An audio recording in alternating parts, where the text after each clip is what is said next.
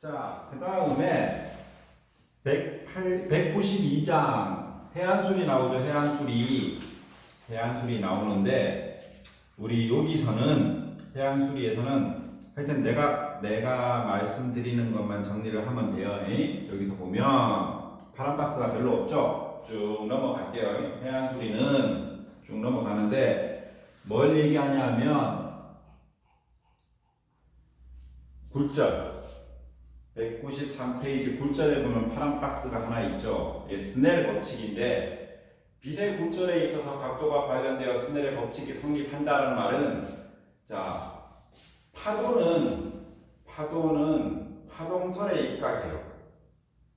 빛은 입자설이기도 하고 그 다음에 파동이기도 해요. 그래서 빛이 들어오는 굴절이랑 파도가 들어와서 꺾이는 방파제를 맞고 꺾이는 거랑은 똑같아요. 그래서 스넬의 법칙이 적용되는 거예요. 그래서 파도가 들어오다가 해안의 구조물을 만나서 굴절될 때 각도가 저기 나와 있죠. 사인 세타 2분의 사인 세타 1은 C2분의 C1이라고 되어 있는 거랑 똑같아서 저기 해안수리에 스넬의 법칙 빛의 굴절이 들어가 있는 거예요. 그죠? 알겠죠? 그 다음에 6번 방파제의 활동 안전율. 그래서 공식이 하나 나와 있죠. 자, 안전율 FS라고 쓰는데 요 S는 safety, F는 factor. 학교에서 안전율은 이렇게 해서 F 곱하기 W pH가 되어 있죠. 자, 얘는 웨이트라고 보시면 돼요. 웨이트는 어떻게 중력이 밑으로 작용을 하죠? 그죠? 자, 얘가 호리존탈, 얘는 수평력을 얘기해요. 그죠? 그 다음에 얘가 뭐냐면 프릭션, 마찰 계수 얘기해요. 그럼 앞에 있는 스넬의 법칙의 공식이랑 여기 방파제 활동 안전율만 외우고 나머지의 해안수리에 나오는 문제는 틀려. 그냥 풀지 마. 안 풀어도 돼. 네. 한 장을 더 넘겨봅시다. 한 장을 넘겨보면 자, 이게 내가 간과할 수 없는 게 사실은 해안항만공학이 4학년 2학기 때 있어요. 근데 여러분들이 내가 가르치는데 수업을 듣게 되면 내가 그때 뭐 하냐면 중간고사 때 여러분들 자기소개서를 내가 봐줘요. 그다음 해안술에 대해서 배우는데 여기서 우리 1번부터만 조금만 좀 봅시다. 1번부터 문제 푸는 법을 좀 가르쳐줘야지. 여러분 수리학을 잘하는 거랑 수리학 문제를 푸는 거랑은 완전히 틀려요. 내가 이런 문제 보고 계산 문제 아니면 나도 잘 못 풀어. 자, 보면 1번 미소 진폭파 이론을 가정할 때 지금 왜냐면 2017년 그 다음에 보면은 2018년 어떻게 돼? 최근으로 올수록 그 지진 문제 때문에 계속 이 문제의 빈도가 매년 한 문제씩 나와. 그죠? 계속 그렇죠. 그래서 이게 간과할 수 없는, 무시할 수 없는 파트예요. 그래서 요거는 자, 미소 진폭파 이론을 가정을 할 때 일정 수심 H의 해역을 전파하는 파장 L, 파고 H, 주기 T의 파랑에 대한 설명 중 틀린 것은 이라고 나왔어요. 틀린 것은 자, 근데 이거 상식적으로도 알 수 있어. 벌써 심해파잖아. 심해파. 자, 저기 바다 밑에 있을 때 그때의 파도는 자 수심하고 파장이 크겠어 안 크겠어? 심해. 이 깊을 심자 아니야 심해. 그러면 수심이 깊겠죠? 그죠? 자, 그때는 얘가 보면 얘가 1이 아니고 이게 2분의 1이라는 것만 알아도 우리는 심해파라고 알 수 있어. 2분의 1. 그러니까 1번은 나. 그죠?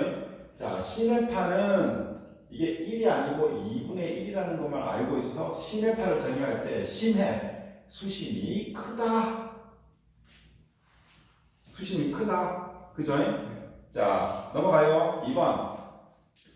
컨테이너 부두 입력에 입사하는 파랑의 입사고가 0.8.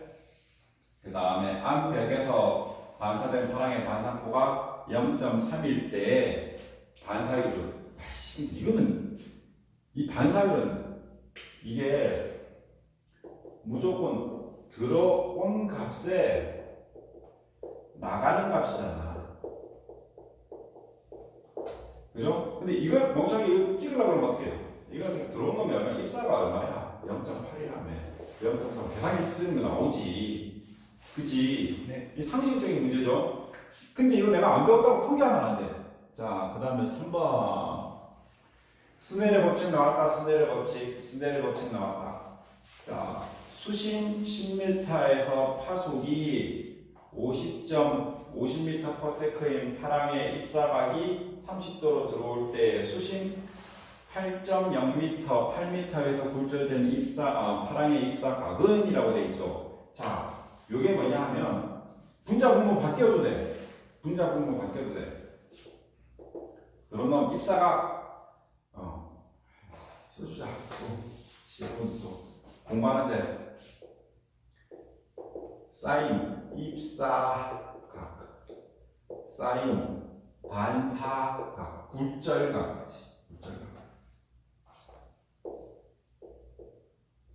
각은 굴절 파속, 입사 파속 이렇게 계산하면 돼.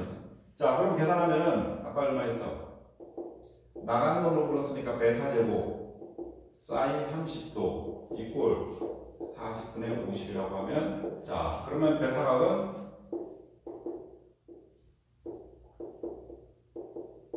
이걸 계산기로 풀 줄 알아야 된다. 이거 계산기로 풀 줄 알아야 돼요. 이거 계산기로. 이 계산기로 풀 수 있어? 네. 어떻게 풀어? 계산기로 베타는 풀어야 된다고. 이게 계산기에 보면 세컨드라는 거 노란색 버튼 누르고 사인을 눌러야지 이게 나온다고. 네. 응? 기호야. 알았죠? 여러분 이걸 풀 줄 알아야 돼요. 이거를. 알겠습니까? 그리고 여러분 파속하고 유속은 틀려요. 예를 들어 설명을 해야지. 파속하고 유속은 완전히 틀려요. 내가 웅덩이를 위에서 이렇게 봤어.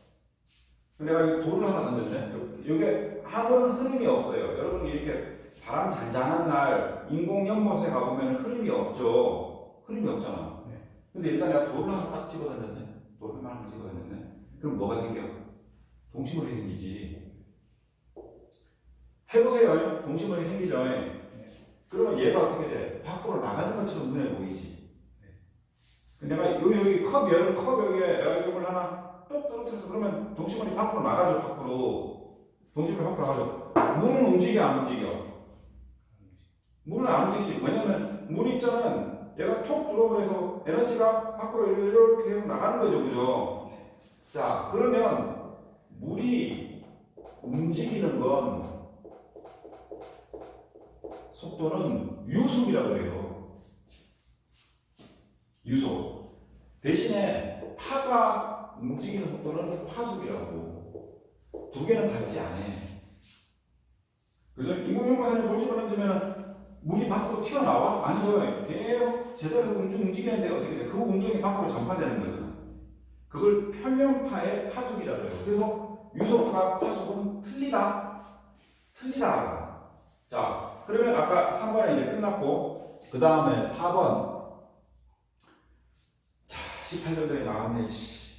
항만을 설계하기 위해 관측한 불규칙한 파랑의 주기면 파고가 펴어갔을 때 유입파고의 그거는 얼마냐라고 하면은, 자, 이건 유입파고의 정의를 알아야 되는데, 특정 기간 주기 내에서 일어나는 모든 파고 중 큰 순서의 3분의 1 안에 드는 파고의 평균 높이를 얘기를 한다. 그러니까 이건 통계를 해야 되겠지. 그죠? 자, 유입파고는 기간 주기 내에 지금 연번이고 파고하고 주기가 다 나와 있죠. 특정 주기 내에 일어나는 모든 파고 중 큰 순서의 3분의 1 안에 드는 파고의 평균 높이다. 그러니까 저기 파고 중에서 큰 거 3개를 골라내. 그리고 그걸 평균 내면 돼. 그걸 유의 파고라고 하는 거예요. 가르치진 않아. 근데 기출 문제 나왔기 때문에 여러분들 알고 넘어가라고 하는 거예요. 아시겠죠? 네. 자, 그 다음에 여러분 그리고 해안수리가 뭐가 나오냐 하면 해안수리에 여러분 부유연식 풀로 할 때 안정, 불안정, 침몰 한 번 더 안정, 불안정, 침몰 하는 그것도 해안수리에서 배워요. 그것도 해안항만공학에서 배워요. 근데 그거는 출제 빈도가 되게 높아요. 출제 빈도가 되게 높아. 자, 그 다음에 여기 나왔어. 자, 그림과 같은 어쩌고 저쩌고 나와서 직립식 반파제의 1.5 곱하기 10의 6승 뉴턴 퍼 미터에 어쩌고 저쩌고 나와서 뭐 한다. 이게 뭐냐면 아까 나왔던 공식이 있었죠. 뭐 할 때 반파제의 마찰계수는 얼마고 그 다음에 활동 안전율은 공식이 하나인데 이게 18년도에 나왔네. 그럼 앞으로 나올 그것도 맞죠? 기억나요? FS는 뭐야? pH F 곱하기 W잖아. 다른 건 몰라도 여기서 자 수평력은 1.5 곱하기 10의 6승이니까 난 이걸 알 수 있어. 그 다음에 여기는 직립식 반파제라고 했으니까 3.5 곱하기 얼마도 알 수 있어. 그죠? 근데 여기 보면 자 우리 pH는 나와 있으니까 되고 자 연질력 W는 이라고 되어 있어요. W는 자 여기 보면 자 자중이 3.5 곱하기 10의 6승이야.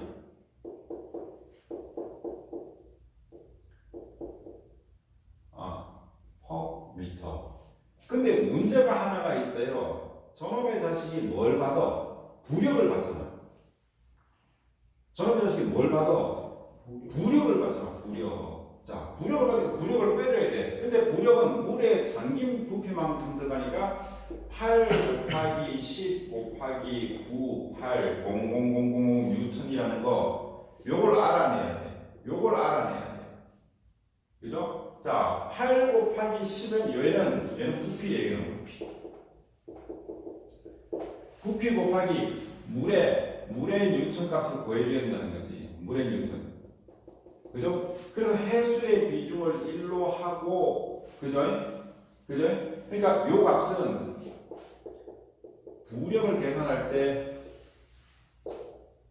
값을 얘기하는 거예요. 부력. 그죠? 그걸 빼줘야 돼. 그리고 그걸 빼주면 이제 얘도 오케이겠지. 마찰계수 얼마라고 해서 0.7이지. 계산하면 어떻게 돼? 1.267 나온다. 1.267. 그러면 계산하면 1.267인데 뭐 하여튼 답은 나겠네. 자, 그 다음에 뒤에 있는 건 그 다음에 여기 8번.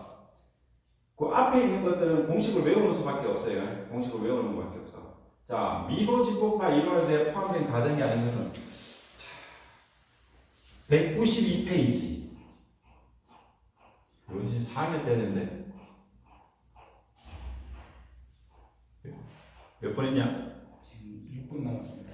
자, 우리 미소 집합파에 대해서 가정이 나오는데 요거는 틀려. 여러분이 시험 칠 때 만약에 내가 2학기 때 가르쳐야 되기 때문에 이거는 그냥 읽어보지 말고 넘어가. 자, 넘어가고 그 다음에 211페이지 지하수 가봅시다. 211페이지 빨리 넘어가자.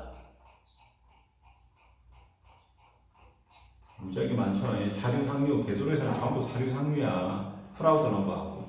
개수로에서는 사류, 상류하고 프라우드 넘버 반드시 넘어가고, 그 다음에 하이드롤릭 점프, 아까 가르쳤던 거, 그걸 알고 계셔야 돼요. 그게 계속 나와.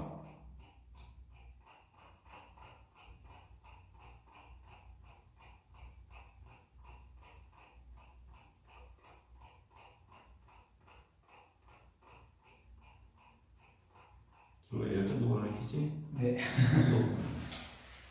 다른 방법으로 틀리지? 자, 지하수. 지하수는 우리 저기 뭐냐 12장 우리 그 이재수 선생님 책에 12장의 지하수가 나와요. 자, 지하수는 첫 번째가 무조건 달시의 법칙을 얘기하는 거예요. 자, V는 KI인데 이렇게 외우면 안 돼. V는 K 곱하기 요렇게 외워야 돼. 아시겠어요? 아시겠어요?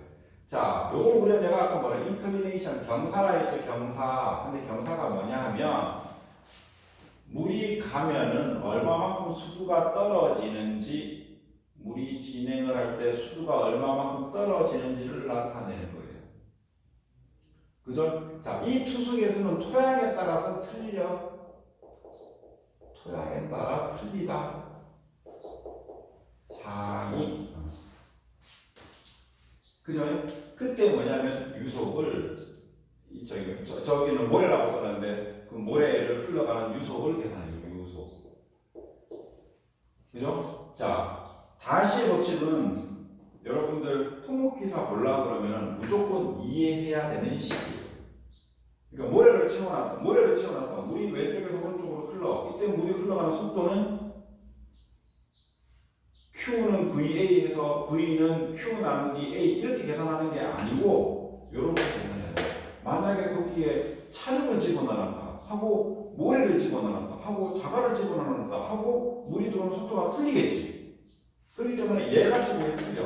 대신에 수두값 떨어지는 걸 이렇게 보면은 차lum을 집어넣었을 때가 얘가 훨씬 더 커요.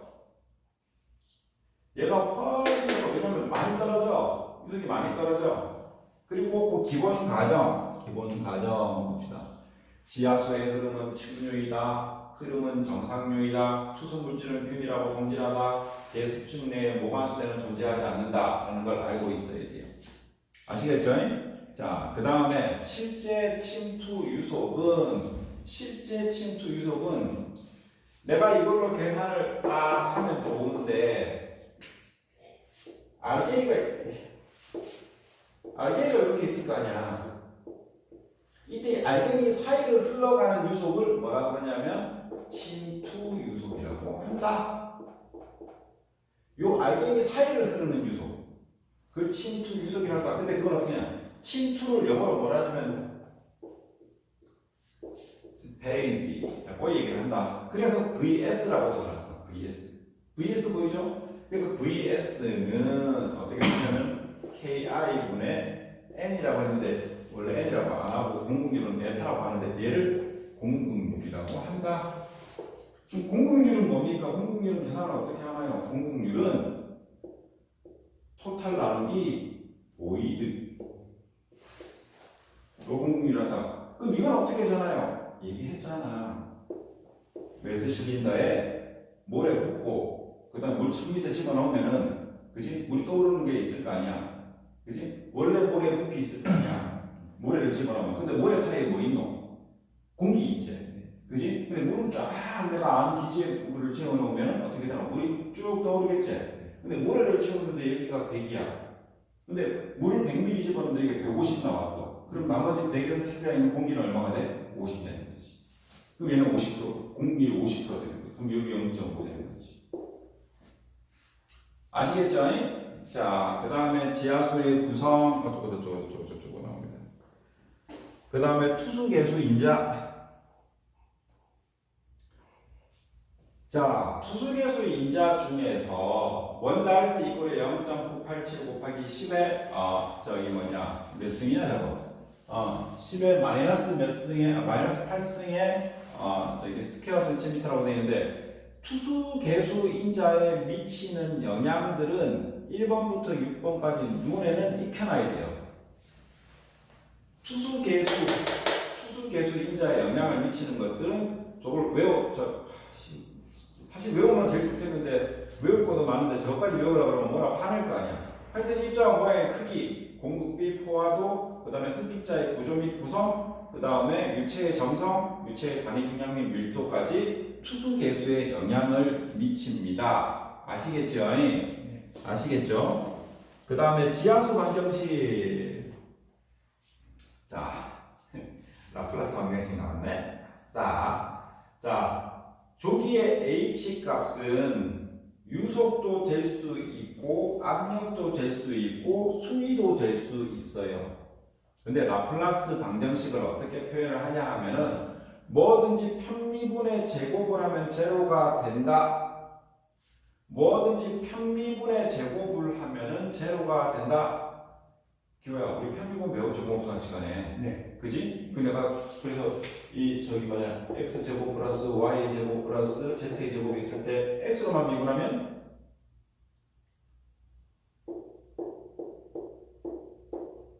다른 거 다 상수 처리하고 2x. 그 다음에 얘가 만약에 y로 하면 2y. 나머지는 다 상수 처리해버립니다. 그치? 편미분 배웠지? 편미분 배웠어야 해? 자, 그래서 지하수를 한 장을 딱 넘기도록 하겠습니다. 자, 요것도 보면 지하수가 많이 나오기 시작을 해요. 계속 11% 정도 빈도수를 차지하는데 다할시에 관한 설명으로 옳지 않은 것은 다할시 공식은 물이 흐름인 측류인 경우면 적용할 수 있다. 오케이. 그 다음에 투수계수의 차원은 속도 차원이다. 오케이. 그 다음에 투수계수는 흡입자의 성질에만 관계된다. 만, 올리 이런 말 쓰면 무조건 다지. 옳지 않은 거니까. 그 다음에 2번 지하수에서 다시의 법칙에 관계없는 것은 어쩌고 자, 다시의 법칙은 다번 같은 경우에 Q는 A 곱하기 K의 1분의 델타 H 유량 공식이 성립한다라는 말은 성립을 해요. 그죠? 근데 내가 이 공식을 나타놓고 내가 이걸 뭐라 그래서 이걸 동수경사라고 그랬지. 자, V는 KI 같으면 분자 분모의 관계가 아니면 얘가 상승하면 얘도 상승하지. 이거는 비례 관계지. 왜냐하면 Y는 AX니까. 이건 비례식이잖아요. 비례식. 그래서 반비례한다는 말은 틀린 거예요. 자, 기호가 신호를 주니까 수업은 이번 시간은 여기까지.